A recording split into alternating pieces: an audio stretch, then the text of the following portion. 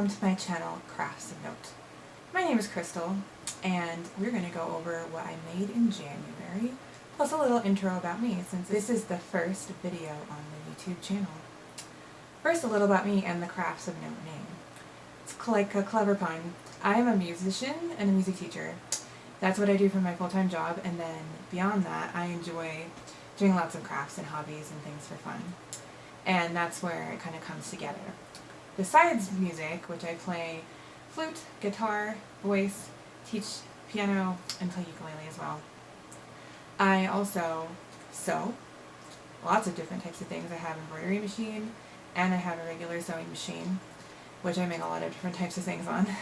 And then recently I also took up leatherworking and, you know, other fun stuff that I like to do. But basically it all centers around being creative and around having something that produces tangible results, whether it be some music or, you know, something I can wear or a gift to someone or whatever. How I got into the sewing part from the music part is that, as many of you know, being a musician is tough and being a teacher is tough, and I wanted something different rather than taking on more students in a way to diversify what I did. So I got a sewing machine, and I had an idea that I would start making products for musicians and for people who play music. And so I have an Etsy shop where I do all of that.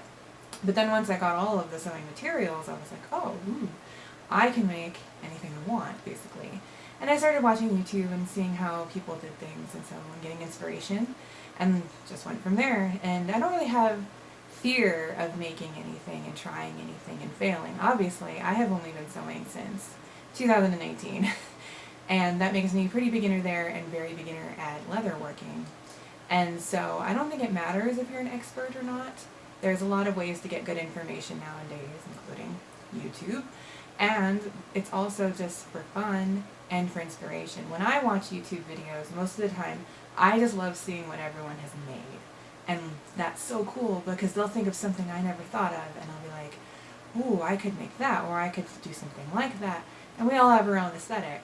But that's kind of how it originated. Then I also started getting leatherworking in my results for YouTube, and I was like, wow, that looks so luxurious and beautiful. I want to do that too. So then in 2020, around September, you know, COVID is a great time to start a new hobby. And it's really similar in some ways to sewing stuff, but you hand sew most of it, and you cut it out, you know, the materials are different, but it's also beautiful, producing tangible things. And so I started that as well. And then also on this channel, I'm going to occasionally put music products or music, you know, projects that I'm making and stuff, and that would be really cool too. So that's basically the intro to me and the start of the channel. Let's go over what I made in January. First of all, I unfortunately didn't get to make very much in January, partially because I was burnt out from Christmas.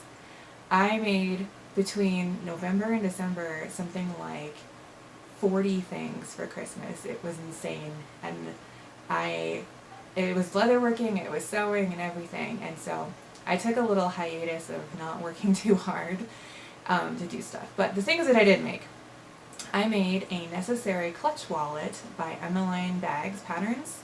And that was for my best friend's birthday.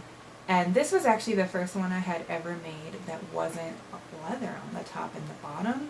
For her, I made a completely fabric one, and she really likes the colors blue and gold, and so I kind of chose fabrics and themes based upon that. So the outer fabric, which I'll pop a picture of over here, of the wallet, because she has it, and I did not film anything for it, but I have pictures. But the wallet has a blue outer with the gold diamonds, or triangles, and that is from fabric.com. And then the inner parts with all the yellows and the golds and the other blue, that is fat quarters from Joann's, basically. And then interfacing wise, I kind of did a riff on what Lauren Mormino recommends.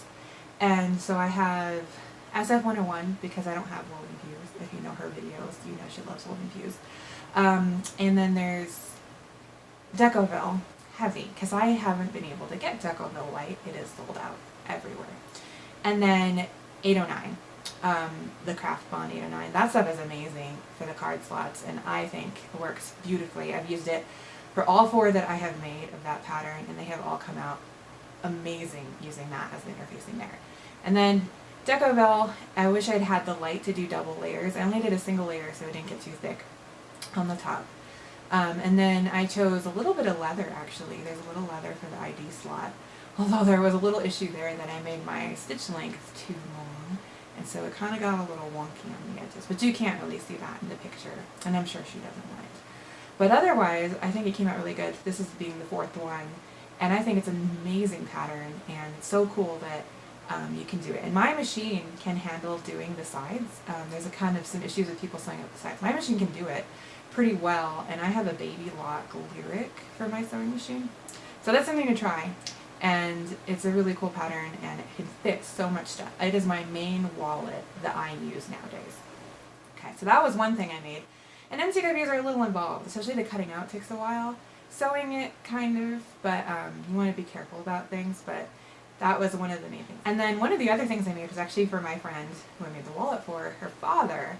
He had seen from her some pictures of things I had made with the leather working. And then he is fond of smoking pipes, like, Sherlock Holmes pipes. And so he asked if I could make him a pipe roll. Now, I didn't even know what a pipe roll was, but he had sent a YouTube video with a guy who had made one, and it showed kind of dimensions, sort of. And so I went from there. So I said, sure, I'll give it a try. And so that I have over here, the pattern that I made, and then I sketched out the dimensions and everything here. And then I used cardstock to tape together and make a full out pattern for cutting it.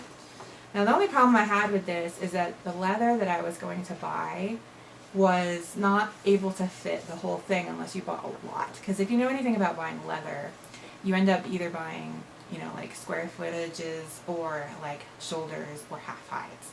Now between 2 square feet and half hide, that was all I had. So I decided to do 2 square feet, and luckily they had a remnant that was a thinner leather that I could use as like an addendum. So on this pattern, I ended up using the thinner leather in order to do a little flat part, and I sewed that on separately rather than making it all one piece. And it worked out fine, just fine. And then this here is the leather that I used. And you can see this is this gorgeous color, this medium brown.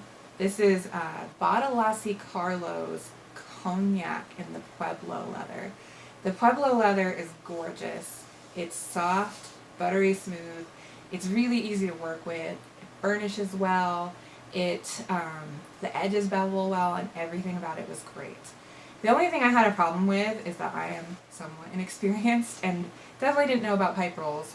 And so in the video that I had watched to get the dimensions, he used 4 to 5 ounce leather, but he used this Cognac oiled leather that's very, very, very soft. I don't even have a place where I could find that in stock. So I was like, oh, I love this leather. I've been using it a lot lately. Let me see how this will work. So I got it, but it's so thick that it's kind of like a very springy pipe roll, but it did roll up. I was really worried that it wouldn't roll up all the way when I was making it. Had some panic, but the thinner version is a lot better. So if you were going to use the same leather to do that, just get a thinner weight of the leather, maybe like 1 to 2 or 2 to 3 ounces, because that's what this little remnant I had was, and it would have worked fine. But I will pop a picture of that over here as well, so we can look at it, because I have since sent that off to her father so he can try it out and see how it works. So that was another big make, and that was a lot of fun, and it came out gorgeous. And then another make that I had made, this is my flute. This is my sewing notebook. This cover I got for Christmas. My sister made it for me, if you can see here. It's all cat themed because I have a cat named Chucho.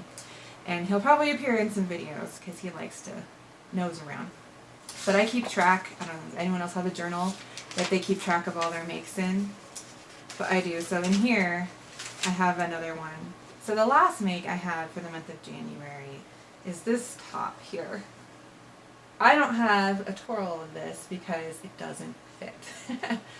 And this was kind of a muslin for me. You can kind of see how it might look. This was pattern Simplicity 8987, or it has another number, 1062. 10262. So this pattern right here. And I made VUD. And this fabric that I have here, it's really pretty. It is this like royal blue crepeback satin from Joann's. I got it on mega clearance, so I probably paid maybe $2 or $3 for all of this fabric to make this shirt as a muslin. And it will maybe fit someday, but the hip is really small.